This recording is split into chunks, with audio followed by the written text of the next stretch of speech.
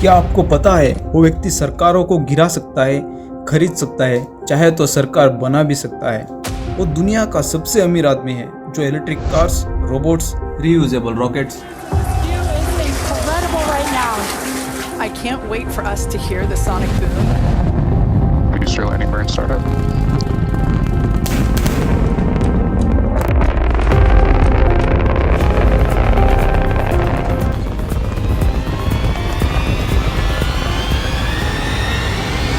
और अब तो दिमाग में घुसाने वाला ब्रेन चिप भी बना रहा है। मैं बात कर रहा हूँ एलन मस्क की। यह सब तो ठीक है, लेकिन जब बात आती है एलन मस्क और इंडिया की तो मामला कुछ और ही है। एलन मस्क के लिए सारी दुनिया एक तरफ और इंडिया एक तरफ। लोग तो ये भी बोल रहे हैं कि एलन मस्क वर्ल्ड का हीरो है, लेकिन इंडिया आते ही वो जीरो बन जाता है। तो चलिए जानते हैं कि ये सिर्फ टैक्स का खेल है या कहानी कुछ और। इस खेल का 3 बड़े खिलाड़ी हैं, मस्क, मोदी सरकार, टाटा। आज हम डिकोड करेंगे वो सीक्रेट डील जो न्यूज़ में नहीं दिखाई जाती, और जानेंगे कि टेस्ला का इंडिया आना सिर्फ कार बिजनेस क्यों नहीं है। सबसे बड़ी इलेक्ट्रिक व्हीकल कंपनी बनाने वाली कंपनी टेस्ला भारत में अपना पहला शोरूम। दुनिया की सबसे बड़ी electric car company Tesla Bharat आ रही है। बहुत जल्द टेस्ला की इलेक्ट्रिक कारें देश की सड़कों पर टेस्ला इसकी एंट्री हो रही है। भारत में कल अपना पहला एक्सपीरियंस सेंटर शुरू करेगी। US Tesla is making a bold move into India with its first ever experience center.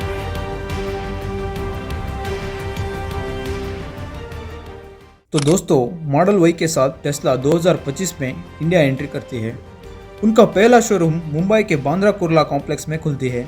जो भी टेस्ला के कार्स इंडिया में सेल हो रही है वो सब शंघाई के गीगा फैक्ट्री से आती है, यानी कि चीना से इंपोर्ट होकर आती है। आपकी जानकारी के लिए बता दूं कि जो कार अमेरिका में लगभग 36 लाख की है वो इंडिया आते आते 60 लाख की हो जाती है। तो बात यह है कि कौन ही होगा जो इंडिया में फालतू का 30 लाख और देना चाहेगा। ये बात एलन मस्क को भी अच्छे से पता है, इसलिए मस्क ने पिछले 3 साल से 50 से ज़्यादा ट्वीट्स भारत सरकार को टैक्स कम करने के लिए भीख मांगे हैं। मस्क चाहते हैं कि वो चीना में सस्ती गाड़ियाँ बनाएं और इंडिया में महंगी बेचें, जिससे उनका प्रॉफिट मार्जिन 70% से भी ज़्यादा हो। वो चाहते थे कि पहले वो इम्पोर्टेड कार्स बेचकर मार्केट की डिमांड टेस्ट करें, लेकिन इंडियन गवर्नमेंट ने साफ कहा कि अगर तुम टैक्स कट चाहते हो तो इंडिया में फैक्ट्री लगाओ और लोकल मैन्युफैक्चरिंग का कमिटमेंट दो। रिसेंट रिपोर्ट्स में टेस्ला ने चीना के बजाय जर्मनी से इंपोर्ट करने का प्लान भी किया है, जो जियोपॉलिटिकल रीजंस भी शो करता है। भारत सरकार ने 2024 में एक बहुत ही महत्वपूर्ण ईवी पॉलिसी लेकर आए हैं, जिसका मेन एम है कि वो लोकल ईवी मैन्युफैक्चरिंग को बूस्ट करना और ग्लोबल प्लेयर्स को इंडिया में इन्वेस्ट करने के लिए इंकरेज करना।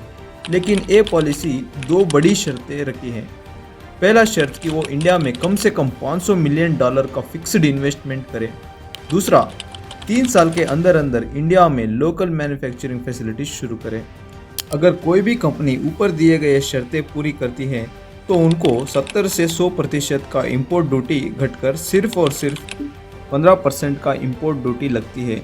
लेकिन इसका भी एक लिमिट है, सिर्फ 8000 यूनिट्स हर साल, यानी कि एक साल में सिर्फ 8000 यूनिट्स ही इंपोर्ट्स कर सकते हैं। अगर आप ज़्यादा करेंगे तो उस पर स्टैंडर्ड इंपोर्ट ड्यूटी लगेगा। बात यह है कि एलन मस्क को फ्री मार्केट एक्सेस चाहिए बिना इन्वेस्ट करे, और सरकार को इन्वेस्टमेंट चाहिए। इसी की वजह से डील 3 साल से रुकी हुई है। लेकिन मस्क के पास एक ब्रह्मास्त्र है, स्टारलिंक। इंडिया में 60% से भी ज़्यादा लोग अभी भी हाई स्पीड इंटरनेट से दूर है। फाइबर ऑप्टिक्स हर जगह नहीं पहुंच सकती। यहाँ स्टारलिंक की लो अर्थ ऑर्बिट सैटेलाइट टेक्नोलॉजी काम आती है। तो एलन मस्क मोदी सरकार को कह रहे हैं कि मैं गांव-गांव इंटरनेट पहुंचाऊंगा, डिजास्टर रिलीफ में मदद करूंगा, बस तुम मुझे गाड़ी बेचने दो। तो इससे पता चलता है कि यह सिर्फ कार कंपनी की लड़ाई नहीं है, ये फ्यूचर इंटरनेट की लड़ाई है। इस रेस में अंबानी और एयरटेल का मित्तल साहब भी है। लेकिन एलन मस्क का टेक्नोलॉजी सबसे आगे है। लेकिन एक प्रॉब्लम है, स्टारलिंक को काम करने के लिए स्पेक्ट्रम चाहिए, और इंडिया में ये आमतौर पर ऑक्शन से दिए जाते हैं। अगर सरकार स्टारलिंक को बिना ऑक्शन के स्पेक्ट्रम दे देती है तो ये जियो और एयरटेल को अनफेयर हो जाएगा। जब एलन मस्क टैक्स कम करवाने में बिजी थे, तब तक टाटा वालों ने 15 लाख में ईवी गाड़ियां बेचने शुरू कर दिए। शायद टेस्ला की बैटरी ही उतने में आती हो। टाटा और महिंद्रा ने हजारों करोड़ का इन्वेस्टमेंट किया है प्रोडक्शन लिंक्ड इंसेंटिव स्कीम का तहत। उन्होंने लोकल वेंडर्स को ट्रेन किया और बैटरी मैन्युफैक्चरिंग में पैसे लगाए। टाटा ने 70% से ज़्यादा मार्केट शेयर हासिल कर लिया है। अब मस्क की एंट्री इतना आसान तो नहीं है। असली कंपटीशन टेक्नोलॉजी का नहीं, टाइमिंग का है। जब तक टेस्ला इंडिया का दरवाजे पर दस्तक देगी, तब तक टाटा और महिंद्रा हर घर में घुस चुके होंगे।